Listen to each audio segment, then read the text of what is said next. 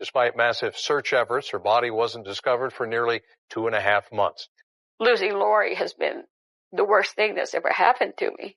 You never get over it. I'm not over it now. I will never get over it. Mark Hacking and Lori Soares Hacking were a seemingly happy couple living in Salt Lake City, Utah. They had been married for 5 years, having been high school sweethearts. Mark came from a well-respected family. His father was a pediatrician, his mother a nurse, and his brothers were successful in their respective scientific careers. Lori was known as a kind, loving person, deeply devoted to Mark. The couple was planning to move to North Carolina, where Mark claimed he had been accepted into a medical program at the University of North Carolina. Lori had recently discovered she was pregnant, adding to their excitement about their future. However, beneath this picture-perfect life, Mark was hiding a dark secret. He had never graduated from the University of Utah, despite leading everyone to believe he had. He had dropped out in 2002 but continued to pretend he was attending classes, studying for exams, and working toward his goal of becoming a doctor. Mark's entire persona was built on a web of lies, which he had carefully crafted over the years to maintain the illusion of success and keep up appearances for his family and friends. The pressure of maintaining these lies began to take its toll on Mark. As the move to North Carolina approached, the risk of his deception being exposed grew larger. He had not been accepted into any medical school, and the reality of his situation was starting to close in on him. Lori, who had supported Mark throughout their marriage, was completely unaware of the extent of his lies. She trusted him and believed in the future they were planning together.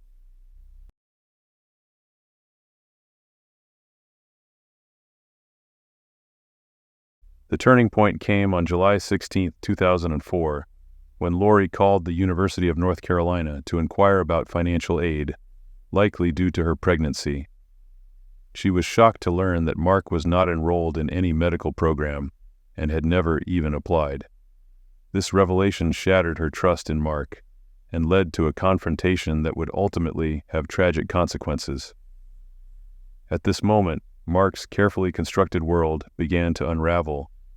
Lori's discovery of the truth put Mark in a position where he had to either admit his years of deception or find a way to prevent Lori from exposing him. Unfortunately, Mark chose the latter, setting the stage for a horrifying sequence of events that would end in tragedy.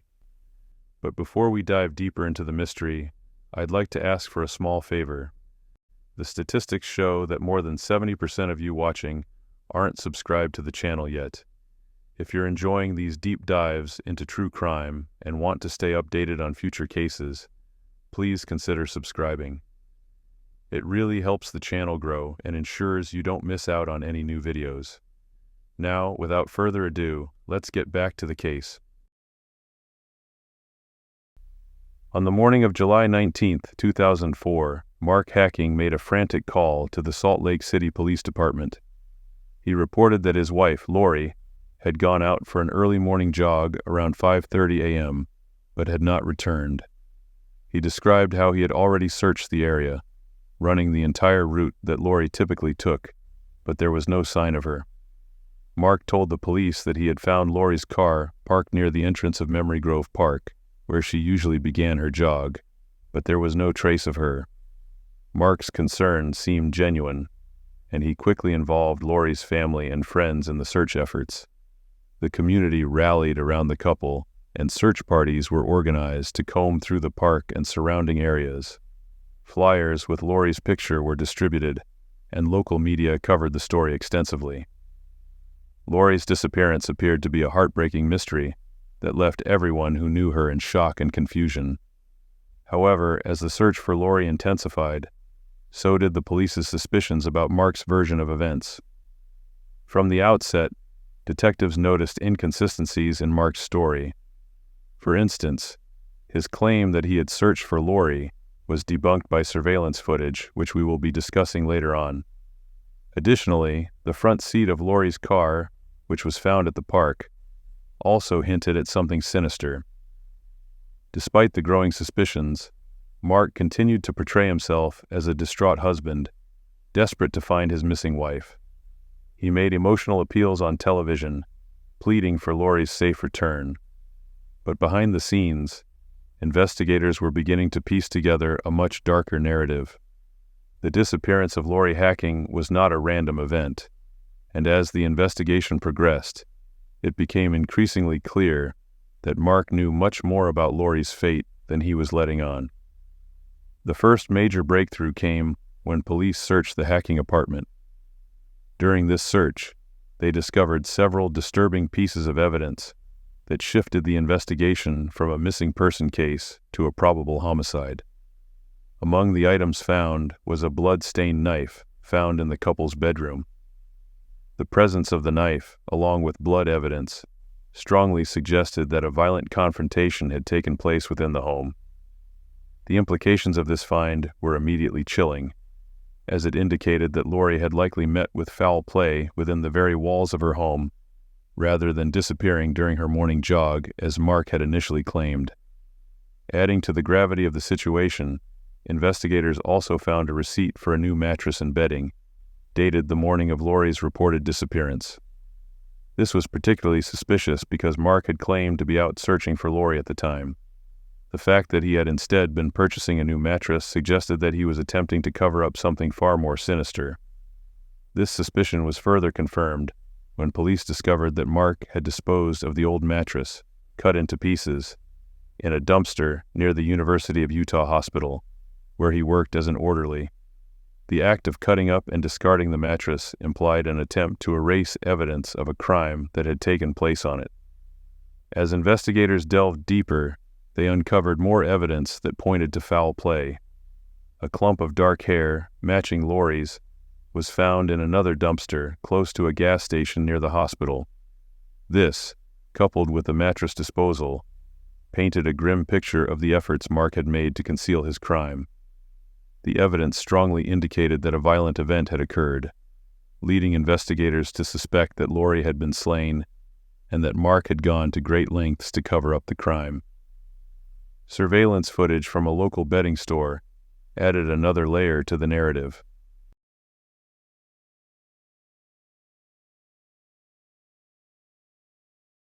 The footage captured Mark purchasing the new mattress on the morning of July 19th, the same day he reported Lori missing. The timestamp on the footage, between 9:45 and 10:23 a.m., directly contradicted Mark's claim that he had been searching the park for Lori during that time. This contradiction further eroded Mark's credibility and bolstered the theory that he was involved in Lori's disappearance. Investigators also noted that the front seat of Lori's car, which was found parked near the entrance to Memory Grove Park, had been moved back significantly, accommodating someone much taller than Lori, who was only 5'4". This detail suggested that Mark had driven the car to the park, attempting to stage the scene to support his story that Lori had gone jogging and never returned. The mounting evidence painted a grim and increasingly undeniable picture. Lori Hacking had not simply vanished during a morning run. Instead, she had likely been slain in the early hours of July 19th, with her body disposed of by Mark, who then tried to fabricate a story to divert suspicion. Adding to the growing concerns about Mark's involvement was his erratic behavior in the days following Lori's disappearance. Just days after reporting Lori missing, Mark was found wandering aimlessly and partially undressed in a local hotel, leading to his admission to a psychiatric ward. This behavior, seen by many as an attempt to avoid confrontation and further questioning, only deepened suspicions about his role in Lori's fate. It was during his time in the psychiatric ward that the truth began to unravel. Two of Mark's brothers, Scott and Lance Hacking, visited him and implored him to come clean about what had happened to Lori. On July 24, 2004, Mark finally broke down and confessed to them that he had unalived Lori after she confronted him about his lies. The night of July 18, 2004, was a pivotal moment in the unraveling of Mark Hacking's deception, culminating in a tragic and irreversible decision. According to Mark's later confession, It was on this night that Lori Hacking confronted him about the lies he had been telling her and everyone else about his education and future career plans. For years, Mark had woven an intricate web of deceit, leading Lori and his family to believe that he was on track to becoming a doctor, a path that he had never truly been on. Lori, having recently discovered the truth, could no longer ignore the falsehoods and confronted Mark, triggering a heated and emotional argument between the couple. This confrontation was the breaking point for Mark, who had been living under the intense pressure of maintaining his facade.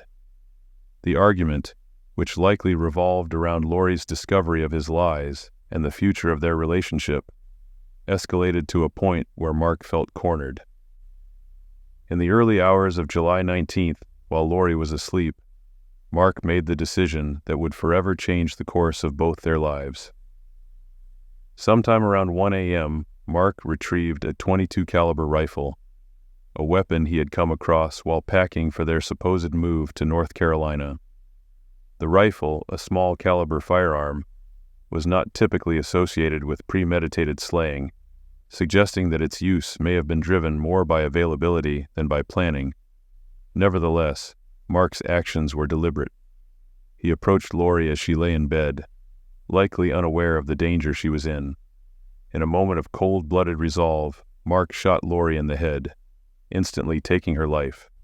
The decision to use a firearm, particularly while Lori was asleep and defenseless, underscored the calculated nature of Mark's actions, revealing a man who was willing to do anything to prevent his lies from being exposed.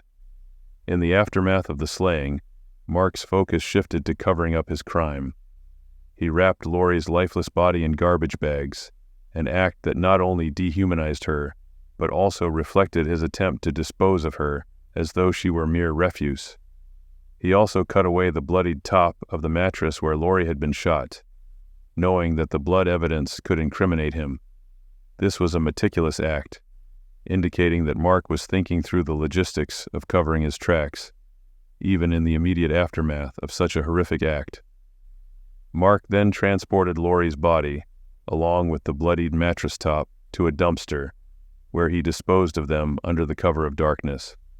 The time was approximately 2 a.m. on July 19th, mere hours before he would report Lori missing to the police and initiate a citywide search for her. The choice of a dumpster as the disposal site was both pragmatic and callous, as it showed Mark's willingness to discard Lori in a place meant for waste, further highlighting his attempts to erase her existence and the evidence of his crime. In addition to disposing of Lori's body, Mark also took further steps to conceal the weapon and other evidence. He threw the rifle used to commit the crime into another unidentified dumpster, ensuring that the weapon would be difficult, if not impossible, to recover. This decision was consistent with his efforts to remove any traceable links to the crime. After committing these acts, Mark attempted to return to some semblance of normalcy, albeit briefly. However, the enormity of his actions and the subsequent pressure of maintaining his lies began to take their toll, leading to his admission to a psychiatric clinic, where he later confessed. Mark's confession led to his arrest on August 2, 2004, marking the transition of the case from a missing person investigation to a slaying case.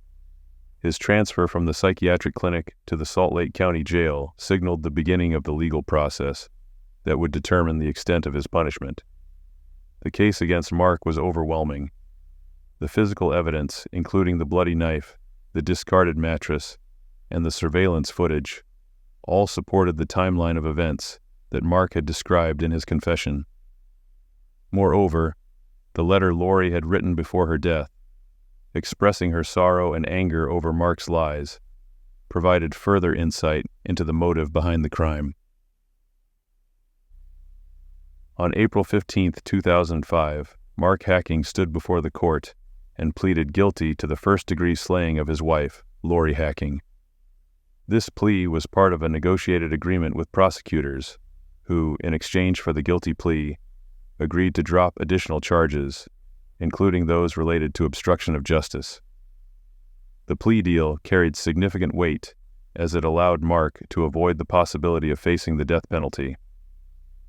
This potential outcome was notably influenced by the condition of Lori's remains, which were found on October 1st, 2004, after an exhaustive and emotionally taxing search of the Salt Lake City landfill. Unfortunately, due to the extent of decomposition, it was impossible to confirm Lori's pregnancy, a fact that could have escalated the case to one involving capital punishment. During his court appearance, Mark Hacking delivered an emotional and, to some, confounding statement. He openly confessed, "I intentionally shot Lori Hacking in the head with a .22 rifle on July 19, 2004. His words laid bare the horror of his actions, but what followed was an expression of regret that, despite its apparent sincerity, did little to assuage the deep hurt he had inflicted on so many. He lamented, "She was the greatest thing that ever happened to me, but I unalived her and took the life of my unborn child and put them in the garbage, and I can't explain why I did it." The courtroom was steeped in a palpable tension as Mark's words hung in the air, a mixture of sorrow, shock, and unresolved anger permeating the atmosphere. While Mark expressed remorse, the premeditated and brutal nature of his crime left a deep scar on Lori's family and the public at large. The cold-blooded calculation involved in planning and executing the slaying of his wife, someone who loved and trusted him unconditionally, overshadowed any remorse he might have shown. This was not a crime of passion in the heat of the moment, but rather a deliberate and methodical act that stripped the life of an innocent woman and her unborn child. Lori's family, who had to endure not only her loss, but also the public nature of the case, were left grappling with the magnitude of Mark's betrayal and the senselessness of the crime. On June 6, 2005, Mark Hacking was sentenced to 6 years to life in prison, the maximum sentence allowable under Utah law at that time. The sentence was indeterminate, meaning that Mark would have to serve a minimum of 6 years before becoming eligible for parole.